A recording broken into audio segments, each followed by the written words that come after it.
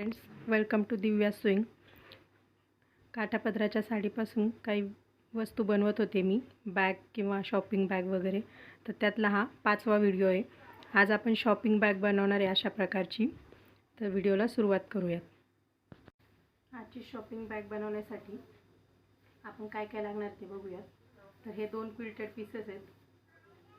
18 inch by 14 इंचाचे 2 quilted piece. हे 7 inch by 6 इंचाचा 1 quilted piece आणि तेवढाच मापाचा एक plain piece 7 inch by 6 inch. पायपिंगसाठी काही 2 इंच लांबीच्या पट्ट्या आहेत. हे 2 बेल्ट्स हँडल बनवण्यासाठी 45 इंचाचे 2 बेल्ट, 18 इंचाची 1 झिप आणि 7 इंचाच्या 2 झिप्स.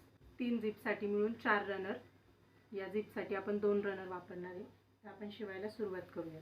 आधी आपण हा पीस एक क्विल्टेड पीस घेऊ. त्याच्या आतल्या बाजूने आपल्याला इथे एक पॉकेट अटॅच करायचे. तर पॉकेट आपण खालच्या साईडनी 3 इंच सोडून देणार आहे आणि मग इथं खून करणार आहे आणि इथून वर पॉकेट अटॅच करणार आहे. तर हे प्लेन पीस जो घेतला आपण त्याला पॉकेट अटॅच करणार आहे.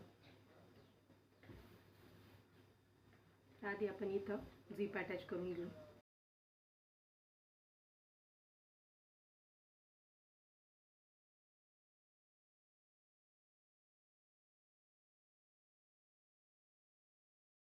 आता हे रनर बसवल्यावर आपण हे पार्ट इथं असा अटॅच करणार आहे. तर त्याआधी आपण हे मेन पार्टला अटॅच करताना इकडून फोल्ड करू शकतो असं, पण इकडून आपल्याला या झिपमुळं फोल्ड करता येणार नाही. म्हणून आपण इथून आणि इथून या साईडने उभी अशी पायपिंग अटॅच करणार आहे. तर आपण पायपिंग अटॅच करून घेऊ आधी आणि मग त्याला जोडू त्या मेन पार्टला. इकडून फोल्ड करू असं.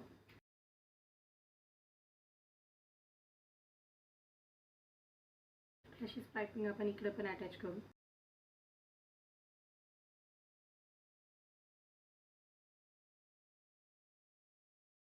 आता आपल्याला इथून हे पार्ट पॉकेट अटॅच करायचे. आपण याचा आधी मिडल काढून घेऊ. ही 18 इंचाची बाजू आहे.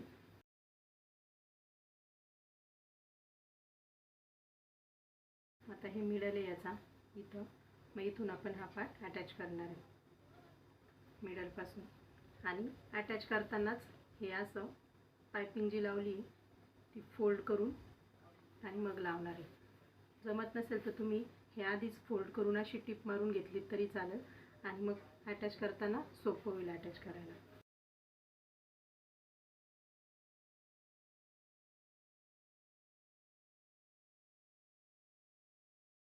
इथून स्टिच करताना हे आपल्याला आतमध्ये अर्धा इंच फोल्ड करायचं आहे.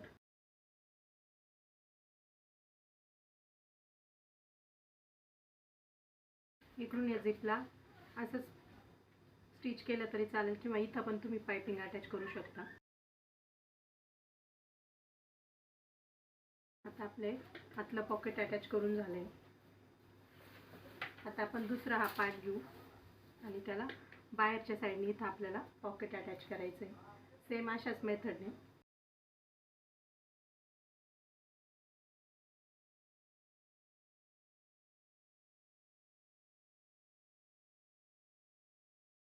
आता हे आपल्याला इथं असं अटॅच करायचं आहे. खालून 3 इंच माप घेऊ.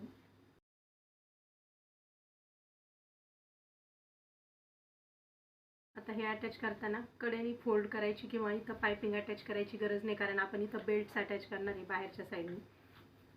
फक्त आपल्याला हे खालून असं फोल्ड करावं लागेल. ह्याचा मिडल काढू आपण.